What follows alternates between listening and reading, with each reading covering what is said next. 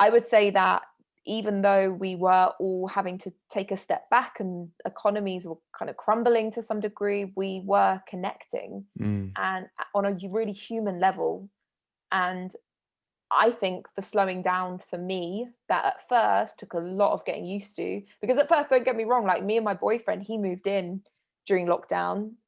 We were together for a year before that happened. He moved in, it made so much sense, and we created a YouTube channel together. Mm. And we were Yeah. churning out YouTube videos 3 times a week, which is a Wow. lot for quality content. And that means like you're setting up, you're filming, you're editing the next day, that you're doing it again and again and again. So we're working like flat out 6 days a week, going into late at night. And that was our channeling of trying to retain some control, I believe, but also create entertaining content that was getting us through, because it was us just doing fun things. And our audience that we had created were just laughing and being like, oh my God, I love you guys. Cause Mm. we were light. It was fun. It was easy. It's a real true reflection of our love. Like I just laugh at him pretty much most of the time. And likewise, we just have such a great like banter relationship, which is so much fun. But I would say that eventually, when the dust has settled and everything slowed down, and 3 months had passed, and we thought, oh, we'll go into lockdown, it'll be a month or two.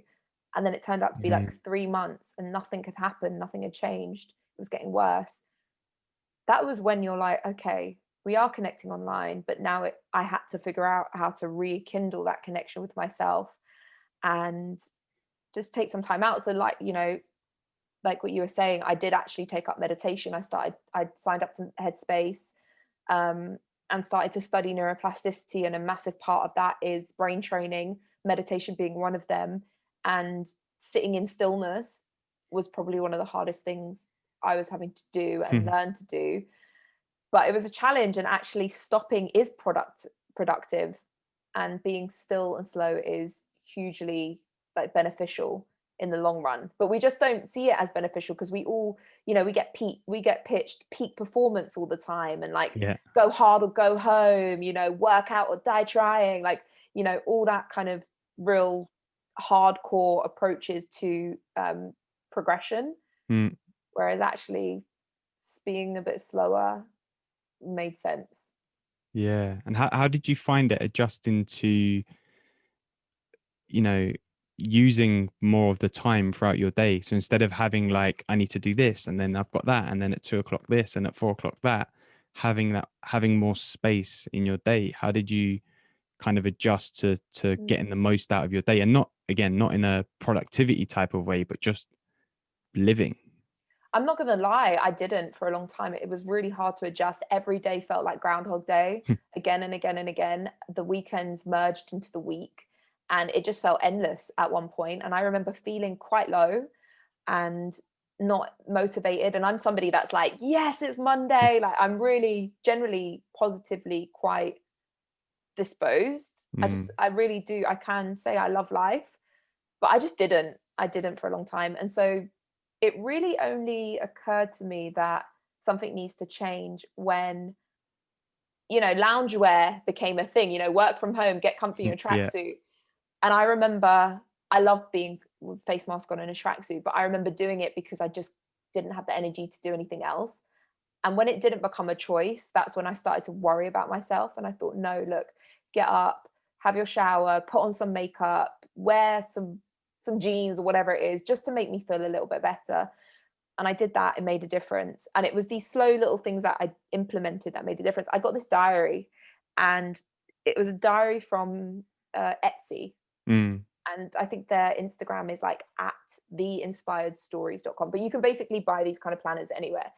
And it structured out my month. So it would have these sheets of like my month overview, and Yeah. then it would have a week overview, and then you'd have the everyday overview. So it would be like you set out your monthly goal, then your weekly goal, and then you can day to day track what you're doing.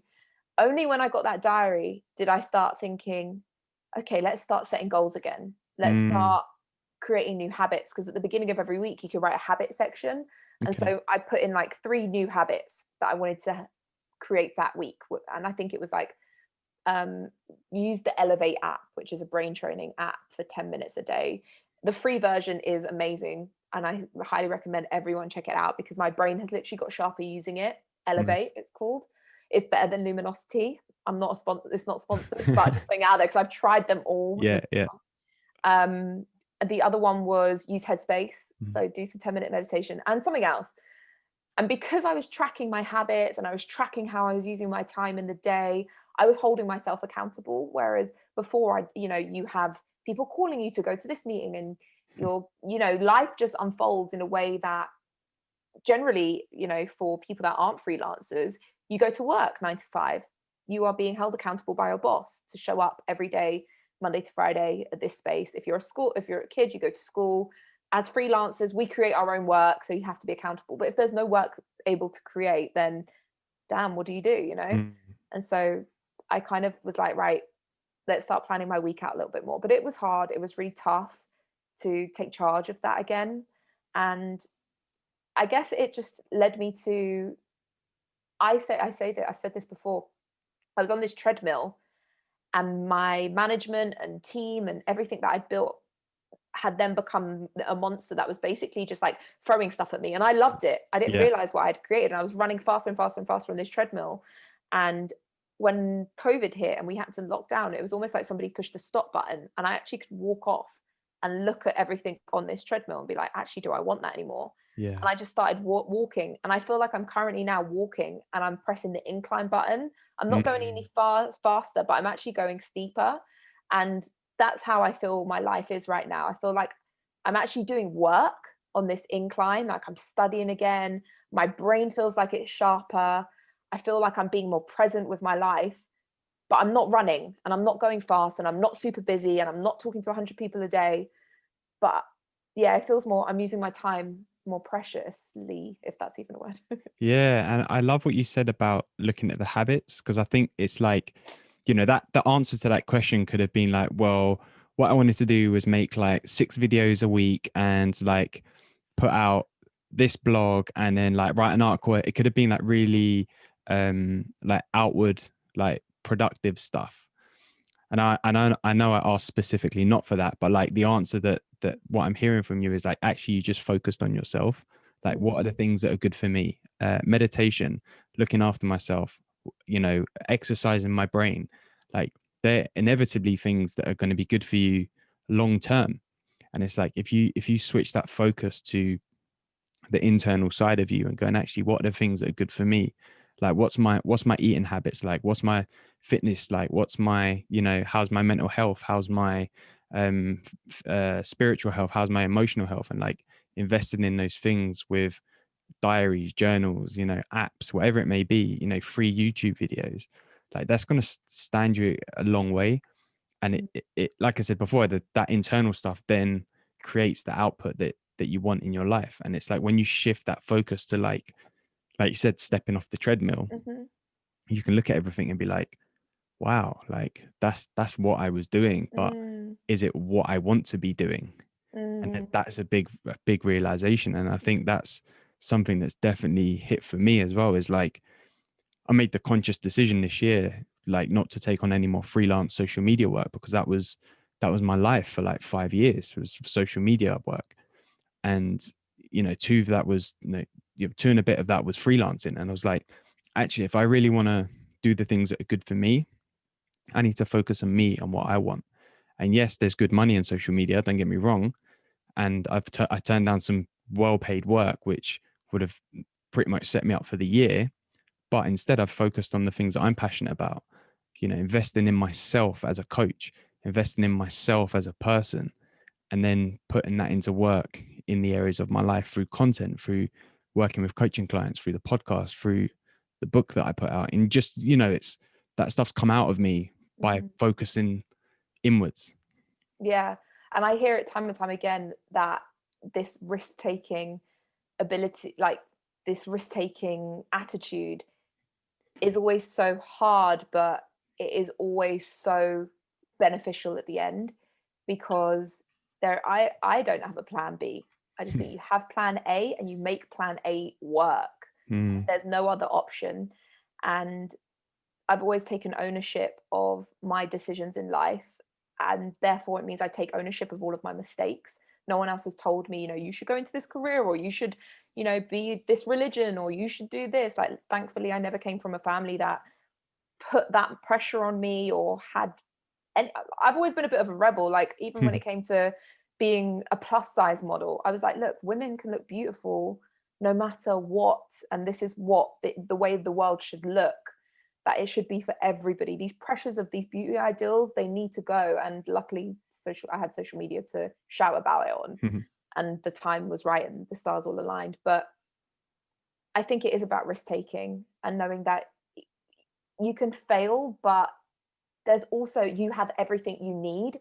We have all the resources available online that are free.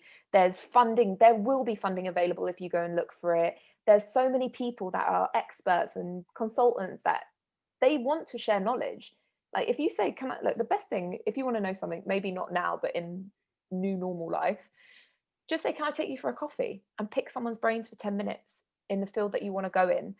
And I just always say, when I feel down, like, I have everything I need, and I trust that. I fully trust it. It's about how we think. And my course mentioned this really incredible idea of, it's not an actual idea, it's the truth. You can either have a fixed mindset or a growth mindset. And they're two types of people, and there's no difference between them. You're not born, some people are born with talent, but you're not innately born to succeed and another person isn't. There's talented people out there that are broke, that aren't using their talent. But it's all about your mindset. And if you have and adopt a growth mindset, then you will win in whatever you do. Because people with a growth mindset are thinking about answering questions to problems that haven't even occurred yet. And you're one step ahead, and you are the cup half full kind of person. Yeah. I think it's hard to always stay motivated to do that, but I just think every risk I've ever taken has paid off in some way. Yeah. And I think on the growth mindset thing there, like, I, being aware of that for a long time, and it's like, even having read what's her name, Dr. Carol Dweck's Mindset, which is all about the distinction between growth mindset and fixed mindset. It's like, it's not a massive change of lifestyle. It's not, like I said, it's not innate. It's not something that you're born with. It's just looking at the same thing through a different lens. Instead of saying, oh, I'm such a failure, why does this always happen to me? But like, well, actually, what did I learn from this, and what could I have improved a little bit, and what could I maybe have done differently? That's the growth mindset. It's like looking at something and going, okay, it hasn't maybe worked out exactly how I wanted to, but what can I learn from it, and how can I learn from it? And then using those learnings. And it's like, the more you're able to do that, the more you're able to, A, build self-awareness, but B, then move forward with whatever it is you're trying to do.